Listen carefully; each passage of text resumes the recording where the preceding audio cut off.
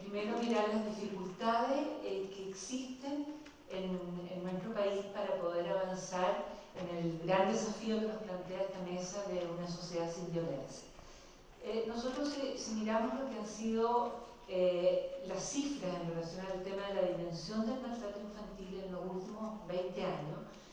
nos damos cuenta que prácticamente la situación de maltrato, salvo algunas variaciones que disminuyen el maltrato severo después de la ley, se mantiene relativamente inmodificable. Y lo que pasa es que hay menos maltrato severo, pero aumenta todo lo que es el maltrato psicológico. Entonces, no hay un cambio significativo en relación a que mejora la relación o el buen trato hacia los niños y las niñas en nuestra sociedad. Entonces, cuando uno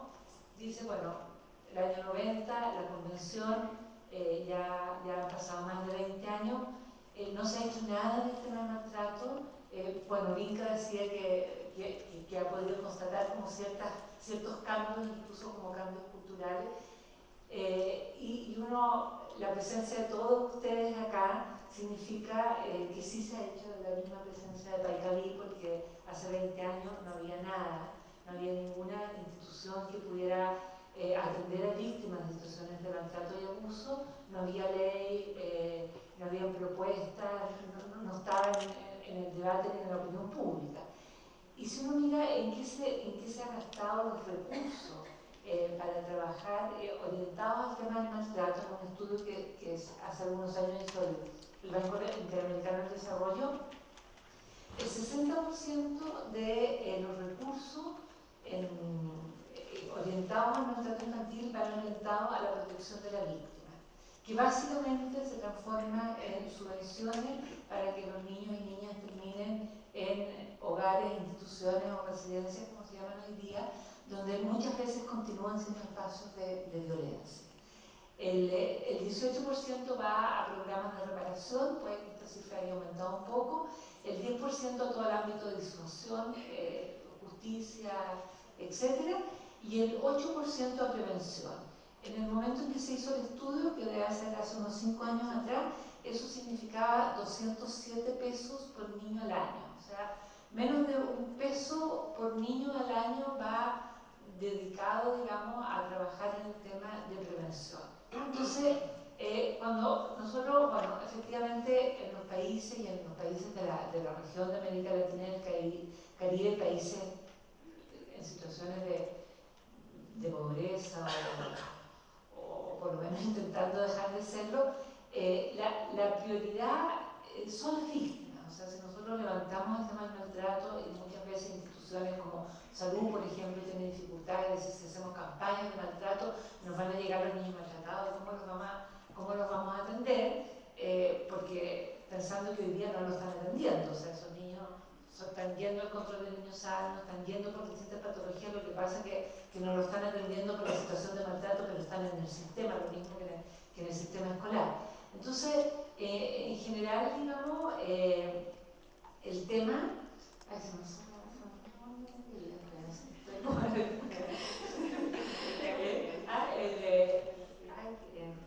un segundito, ordenarme el pensamiento.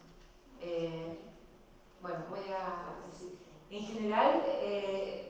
uno cuando se plantea por qué esta dificultad para asumir el tema de prevención, pensando que lo que se nos plantea es que efectivamente si uno invierte en prevención, ahorra de manera importante después en lo que es intervención. Incluso el Banco Mundial le ha puesto cifras a esto para convencer a los países que inviertan en prevención y dice por un peso que se invierte en prevención se ahorran 6 pesos después de hacer intervención. Sin embargo,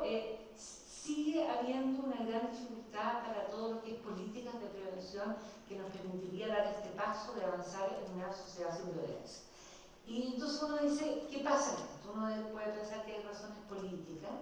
que en general la intervención en prevención tiene un impacto a mediano plazo. Entonces, cuando uno hace un programa de prevención que requiere recursos, significa que normalmente no va a inaugurar un edificio, no va a cortar cinta, que los resultados de lo que yo invierto hoy día probablemente se van a ver 10, 15 o 20 años atrás. Lo que hago yo hoy día con los niños va a significar que van a haber menos padres que van a ejercer violencia, y eso muy largo plazo. Entonces uno puede ser, un factor puede ser político. Pero yo lo que quiero plantear hoy día es que creo que hay otros temas que son relevantes en el momento de la dificultad de nuestro país para trabajar en el tema de la prevención hacia la violencia hacia los niños. Y eso significa que implica enfrentar ciertos valores de nuestra sociedad autocéntrica, como se planteaba,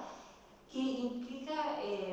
cuestionar o mover valores profundamente arraigados, que a pesar de los avances en el posicionamiento de los niños a partir de la Convención, hay un sector importante de la población que considera que determinados niveles de violencia hacia los niños no solamente son tolerables, sino que son aconsejables y necesarios para una buena educación y para la formación de buenos ciudadanos. Y eso, y en relación a esto quiero plantear tres puntos. El primero de ellos es que en la medida que se avanza y que se comienza a instalar el tema de los derechos, el niño sujeto de derechos empieza, sobre todo a partir de los propios niños, los más contentos con que los niños tienen derechos son los niños, y los han aprendido rápidamente, y lo recitan y lo saben, y aquí ya me está haciendo un papelito Iván, así que voy a ir rápido. Pero en la medida que empieza a avanzar el tema y a instalarse el tema del derecho de los niños, empieza la contraofensiva, que también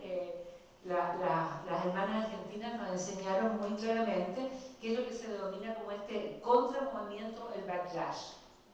Este se traduce en un discurso que se instala en la sociedad, en los actores sociales, en los medios muchas veces, en las prácticas profesionales y en las leyes, donde se comienza a relativizar el tema de los derechos, se descalifica el tema de los derechos, se le pone una carga negativa al tema de los derechos, porque muchas de las cosas que hoy día pasan con los jóvenes y con los niños es a partir de que tienen derechos, y eso ustedes lo tienen que haber oído en muchos discursos. Y empieza a contrastarse con el tema de los derechos la palabra deberes. Entonces cuando uno habla y dice los derechos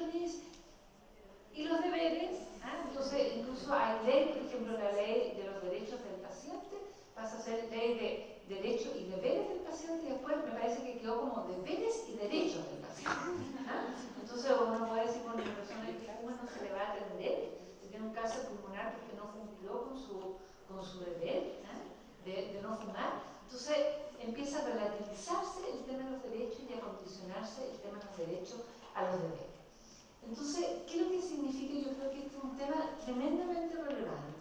porque cuando se opone al tema de los derechos, el tema de los deberes, es relativizar el tema de los derechos y es no entender la palabra derecho, porque derecho es justamente el derecho que se nos otorga por nuestra condición de seres humanos y en el caso de los niños, por los derechos consagrados en la Convención de los derechos del niño. Entonces, el derecho a la vida, a la integridad psicológica y física, a no recibir un trato degradante y humillante, no está supeditado a la conducta de los niños. No es que yo lo voy a tratar bien si se porta bien y le voy a pegar si se porta mal. Porque cuando yo planteo que el derecho va a depender del deber, lo que estoy diciendo es eso. Es que el derecho es relativo mientras se den ciertas condiciones que es el deber. Entonces, yo creo que en esto hay que ser muy enfático que ningún niño puede ser maltratado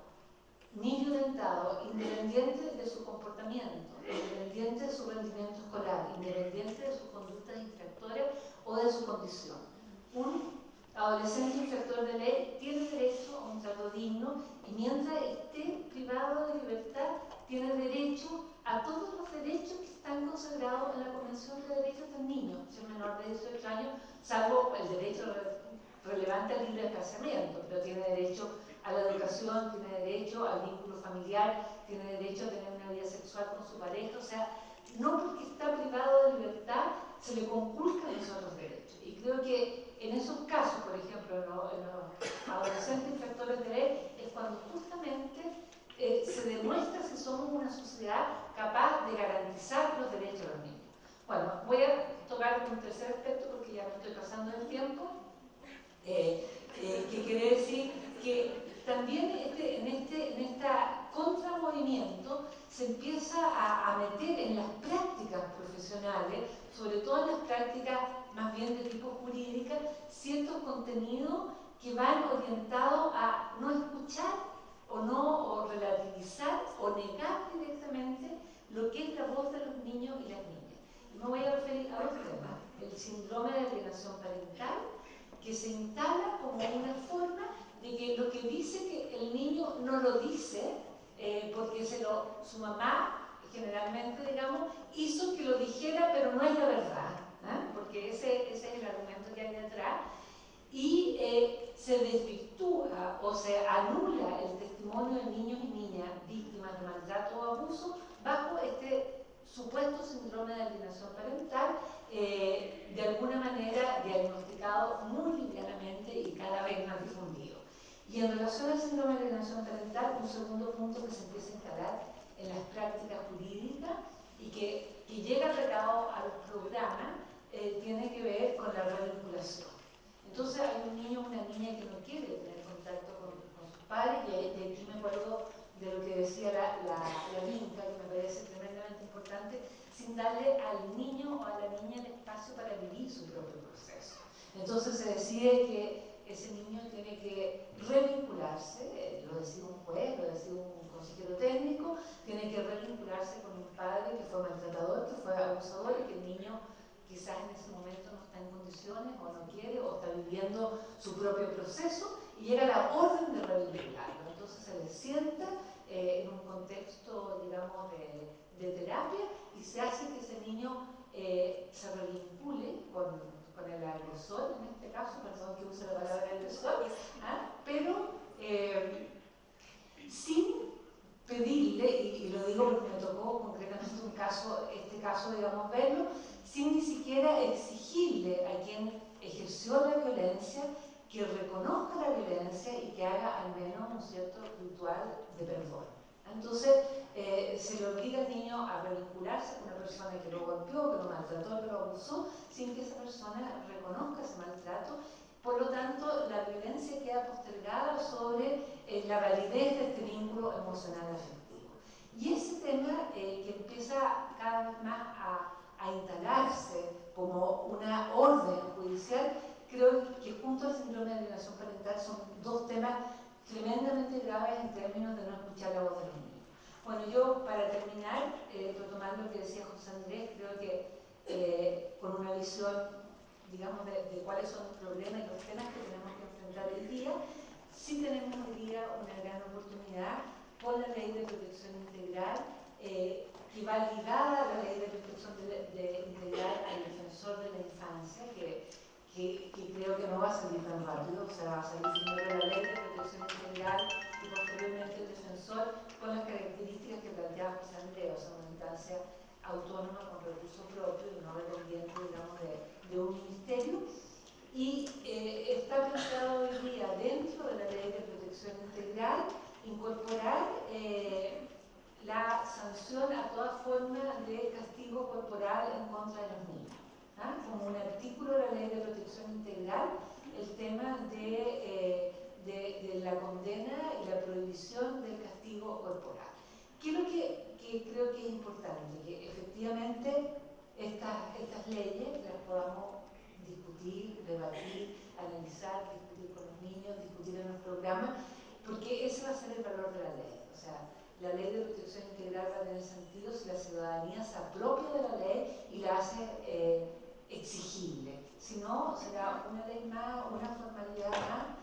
sin ninguna aplicación concreta en la vida y en el desafío de la no violencia. Gracias.